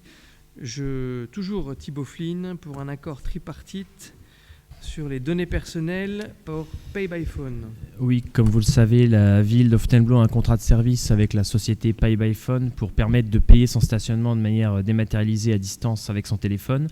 Ça nécessite évidemment, pour que les agents de contrôle puissent savoir si un véhicule a réglé son stationnement, un partage des données personnelles, notamment de l'automobiliste. Et donc, c'est juste un point technique qui vise à régir et encadrer le partage des données entre la ville, la société Interparking et la société Pay by Phone, le tout étant bien évidemment soumis et encadré par les fameux RGPD. Merci. Des questions? Pas de questions. Qui est contre? Qui s'abstient? Merci. Thibault Flynn toujours. L'avenant 6 au contrat de DSP avec Interparking. Oui, délibération qui découle du point précédent, enfin antépénultième, relatif au passage en cycle complet auprès de l'entaille pour actualiser en conséquence le contrat de DSP avec la société Interparking pour que celui-ci précise que nous sommes désormais en cycle complet. Des questions? Pas de questions. Qui est contre? 2 pour M. Thomas, 1 pour M. Julien, 1 pour M. Le Cerf. Qui s'abstient? Merci pour votre vote. Je passe la parole à Gwenaëlle Claire qui va nous parler d'annulation de factures pour les activités périscolaires. Oui, bonsoir. Donc effectivement, on vous demande de stopper le recouvrement de titres pour des factures concernant des activités extrascolaires et périscolaires qui ont concerné des familles de réfugiés ukrainiens qu'on a pu accueillir, vous vous en souvenez, à compter du printemps 2022. Donc ces familles étaient dans des situations plutôt précaires et n'ont donc pas pu s'acquitter des sommes demandées, sommes qui restent somme toute très raisonnables puisque sur les mois d'avril, mai, juin et juillet, le montant total s'élève à 433,70 €. Donc ça concerne les factures qu'on vous demande l'interruption d'action de recouvrement. Et il y a 2 factures qui sont des factures de moins de 15 €. Celles-ci, on vous demande simplement d'autoriser leur annulation. Facture donc de 7,20 € et de 14,40 €. Merci. Je pense que ça ne posera pas de difficulté à l'ensemble des élus autour de cette table. Mais néanmoins, est-ce qu'il y a des questions sur cette délibération? Pas de questions. Des votes contre? Des abstentions? Merci pour cette annulation. Je donne la parole pour quelques délibérations à Judith Reynaud, tout d'abord pour nous parler de l'association Orchestre à l'école. Merci Monsieur le maire, bonsoir à toutes et à tous. Oui, donc l'Orchestre à l'école, en fait, c'est une association qui organise en fait sur le temps scolaire de la musique pour les enfants, et depuis 2021 la ville de Fontainebleau participe, sachant que le dispositif date de 1999 en France et que l'asso date de 2008. Voilà, donc nous on le fait déjà depuis 2 ans, c'est la 3e année. On avait d'abord commencé par les CM2 à l'école Lagorce, CE2. Ah oui. Alors je croyais que c'était, pardon, merci Gwenaëlle. Et on a fait CM2 et maintenant CM1. Donc là, pour cette convention, on va acquérir 3 saxos d'une valeur de 950 € chacun, donc pour un total de 2850, et qu'on mettra à disposition des élèves, sachant que ceux-ci peuvent donc pratiquer en classe. Il y a 2 heures par semaine et ils peuvent aussi emmener les instruments chez eux pour répéter. Voilà, donc là, en fait, ce qu'on vous demande aujourd'hui d'approuver, c'est d'approver cette convention pour l'acquisition de ces saxos. Et aussi, en même temps, on en profite pour vous demander d'approuver la charte de qualité de l'association. Je ne sais pas pourquoi on ne l'avait pas déjà faite, mais bon, elle fait une vingtaine de pages. Je ne sais pas si vous avez pu en prendre connaissance. Le principe, c'est d'adhérer à un socle commun de valeurs qui sont bien sûr des valeurs éducatives sur la musique, voilà, pour faire bénéficier ces publics-là. Donc, il vous demandait aussi d'approuver cette charte de qualité. Merci Judith. Effectivement, le prolongement d'une politique menée depuis de longues années d'intégrer l'enseignement de la musique à l'école. Est-ce qu'il y a des questions sur cette proposition de délibération ? Pas de questions. On va passer au vote. Est-ce qu'il y a des contre, des abstentions ? Merci pour votre soutien. Judith, toujours pour des diminutions de frais de scolarité. Oui, alors juste, je voulais ajouter, là, il fallait voter la convention, que le 17 octobre, à la chapelle de la Trinité, on va remettre les instruments. Donc, il y aura un petit concert des CM2, c'est à 18h, pardon. Il y aura un concert des CM2 et la remise des instruments. Et vous êtes bien sûr conviés, enfin, si vous le pouvez, parce que c'est en semaine, hein, c'est un mardi à 18h. Donc, je poursuis avec le remboursement. En fait, là, c'est parce qu'il s'agit de vous demander une dérogation par rapport au règlement intérieur du conservatoire. En fait, on a eu un prof qui a été absent, le prof de guitare, en début d'année dernière, pendant 8 semaines consécutives, et en plus, c'était au début de l'année. Donc, en fait, l'élève en question, enfin, qui suivait les cours, s'est démotivé et a décidé, enfin, avec ses parents, j'imagine, d'être désinscrit pour le reste de l'année. Enfin, il n'a plus suivi les cours de guitare en faisant la demande au conservatoire. Alors bien sûr, il suivait les autres, parce qu'en fait, quand on suit des cours d'instruments, on demande à ce que les élèves suivent la formation musicale et aussi le cours collectif. Donc il a suivi les autres cours pendant toute l'année. Donc là, l'objet, c'est de vous demander d'accepter la dérogation pour lui rembourser 50% en fait, des frais sur les 8 semaines et sur les 23 semaines, donc le début d'année et la fin de l'année, sur les cours de guitare qu'il n'a pas pris. Pour vous dire qu'on a effectivement un problème d'absence de ce prof assez récurrent et qu'il a été difficile jusqu'à présent de trouver un remplacement, mais c'est chose faite. On a un remplaçant là qui, du coup, puisque le prof a été de nouveau absent à la rentrée 2023, donc là on est en mesure cette année d'assurer les cours de guitare. Voilà. Merci. Est-ce qu'il y a des questions ? Pas de questions. Qui est contre ? Qui s'abstient ? Merci Judith, toujours la convention de partenariat avec l'association Ensemble Caravansérail. Oui, alors c'est une association que j'ai rencontrée il y a à peu près 1 an et demi et qui est proposée, enfin ils sont donc locaux, hein, ils habitent sur le pays de Fontainebleau, notamment le claveciniste. Et on a trouvé avec le pôle culturel que c'était intéressant. Ils proposent de la musique baroque et nous ont demandé s'ils pouvaient avoir une résidence au conservatoire. Donc on a été favorable à leur demande parce que c'est vrai que la musique baroque, c'est une musique intéressante qu'on a trouvé intéressante à faire découvrir sur le territoire. Et ils ont fait une résidence de 4 jours en septembre 2023. Et on leur avait voté une subvention de 1 550 € en mai, au moment de l'attribution des subventions. Et là, la convention de partenariat, c'est pour donc acter cette subvention qui a été déjà votée et surtout de leur mettre à disposition des moyens matériels et des mises à disposition de salles. En échange de ça, bien sûr, ils font la promotion de la ville de Fontainebleau. Ils assurent aussi des séances de médiation autour de la musique baroque et font connaître cette musique aux élèves du conservatoire. Voilà. Merci. Des questions ? Pas de questions. Qui est contre ? Qui s'abstient ? Merci. Judith, toujours. Convention de partenariat, cette fois-ci, avec l'association Art et Culture Solidaire. Ah oui, alors le nom de l'association n'est pas tellement connu, mais en revanche, c'est le Festival Femina, que vous devez connaître, qu'on accueille depuis 2017. Donc c'est la 6e édition. Cette année, elle aura lieu du 4 au 12 novembre 2023 à la salle des fêtes. Donc sur 8 jours. C'est un festival de photos, de photographes femmes ou de femmes photographiées. Donc avec une spécificité. Il y avait eu une très belle édition il y a 2 ans avec une photographe assez connue qu'on a failli prendre en résidence, mais bon, qu'on n'a pas encore eu le temps ça n'a pas abouti. Mais voilà, c'est un festival de photos qui est prometteur sur Fontainebleau. Et on leur a voté une subvention de 1 000 € en mai 2023. Donc là, la convention de partenariat, c'est aussi la mise à disposition de la salle des fêtes et les moyens matériels, bien sûr, qu'on leur prête pour cette exposition.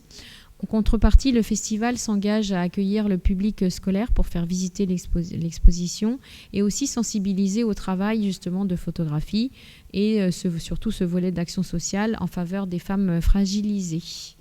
Voilà, donc il vous est demandé d'approuver la convention avec cette association. Eh bien, s'il n'y a pas de questions, on va vous demander d'approuver cette convention. Est-ce qu'il y a des contre? Des abstentions? Merci. Dernière délibération pour ce soir, la charte d'engagement réciproque pour le déploiement d'une offre Navigo Culture. Judith Reynaud. Oui, alors le Pass Navigo Culture, depuis cette année, en fait, permet, donc ça c'est un dispositif de la région, je crois, oui, puisque le Pass Navigo c'est sur la région, qui permet en fait aux ceux qui le possèdent, d'avoir des réductions sur les équipements culturels. Donc là, l'idée, c'est d'accepter que le théâtre fasse donc des réductions aux bénéficiants de ces passes Navigo. Voilà. Merci. Des questions sur cette délibération? Pas de questions. Est-ce qu'il y a des contre? Des abstentions? Merci. On va aborder les questions orales. Il y a 2 questions de Patrick Julien.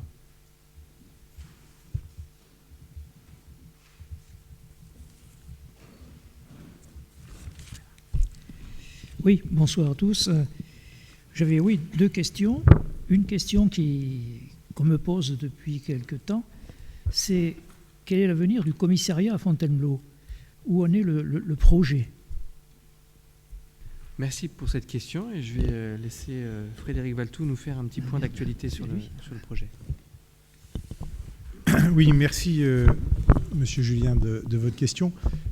Sujet lancinant et qu'on traîne depuis longtemps à Fontainebleau, l'avenir du nouveau commissariat, puisque après avoir recherché différents sites pendant plusieurs années, on a été bloqué dans la volonté de reconstruction par, effectivement, vous vous souvenez des débats sans fin sur fallait-il le reconstruire à Avon ou à Fontainebleau, et là, les gouvernements de l'époque, trop contents qu'il n'y ait pas de solution, je veux dire, consensuelle qui émerge, avait posé le stylo et avait dit puisque on va attendre de voir où tombe la pièce. Bon, finalement, l'opportunité de la reconstruction de l'hôpital a libéré une hypothèse foncière intéressante, qui est donc la reconstruction, l'installation de l'hôpital dans le pavillon Filardeau. Et donc cette solution a été validée il y a, je crois, 18 mois, 2 ans ou 18 mois, par le ministre de l'Intérieur. On a un courrier qui nous confirme que donc la décision est prise, qu'à terme le commissariat s'installera bien effectivement au pavillon Filardeau à Fontainebleau. Maintenant, une fois que la décision de principe est posée, il reste à écrire maintenant le projet.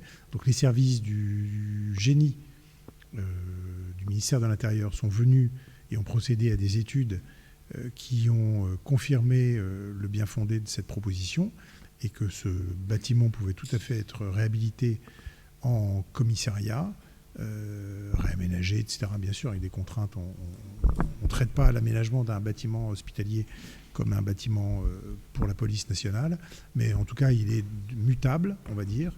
Donc, la validation technique ayant été posée, il reste maintenant à ce que le ministre l'inscrive dans le schéma pluriannuel d'investissement du ministère et puisse, de manière précise, nous dire si c'est plutôt à partir de 2024, 25, 26 que la phase travaux, en tout cas dépôt de permis de construire, puis ensuite travaux démarrera. Pour l'instant, on n'a pas été inscrit dans la liste, puisque en Seine-et-Marne, c'est le commissariat de Coulommiers qui a été priorisé il y a maintenant 18 mois, je crois. Et donc, le ministère a un rythme d'investissement qui fait qu'il ne multiplie pas à l'infini, notamment dans 2 endroits, dans un même département, les investissements. Donc, normalement, après l'investissement du commissariat de Coulommiers, une fois que celui-ci sera réalisé, ça devrait être notre tour. Mais j'emploie le conditionnel parce que dans ces affaires-là, on n'en est jamais certain. Donc l'étape suivante, c'est que le ministère de l'Intérieur nous dise précisément quand auront lieu le démarrage des travaux, ce qui n'est pas encore évidemment une étape qu'on a franchie. Voilà. Merci. Vous aviez une seconde question. Merci. Alors, ma deuxième question, elle est plus terre à terre, hein. C'est le problème des rats. On en parle beaucoup à Fontainebleau en ce moment. Je ne sais pas si on peut appeler ça une invasion, mais il y a des rats de plus en plus à Fontainebleau. Et donc, normalement, je pense qu'il y a même un SDF qui a fait malheureusement les frais de cette invasion de ces nuisibles. Donc, qu'est-ce qui est prévu? Est-ce qu'il y a une campagne d'ératisation? Je pense que j'avais vu qu'il y a une campagne qui était prévue le 4 décembre, hein, parce que je crois que c'est l'AGLO qui s'occupe de ça. Et ma question, c'était est-ce qu'on peut avancer cette date? Parce que d'ici le mois de décembre, ils vont faire des petits. Hein, ça a commencé. Hein. Alors, effectivement, Monsieur Julien, vous avez raison de rappeler ce constat. Il y a effectivement une recrudescence de rats qui a été constatée. Sans doute que les pluies très importantes de l'été ont fait aussi ressortir pas mal de ces animaux des canalisations. On a une campagne de dératisation donc menée par l'agglomération qui est lancée pour décembre, qui va justement s'occuper des réseaux. Mais il y a d'autres endroits sur lesquels pourrait se poser la question d'intervenir, et vous en connaissez un très bien, qui sont les jardins familiaux, où il y a eu effectivement une recrudescence de rats constatée. Malheureusement, ou heureusement, je ne sais pas quel terme employer, on n'est pas sur les mêmes typologies de chasse concernant ces bestioles au niveau du jardin familial et des égouts.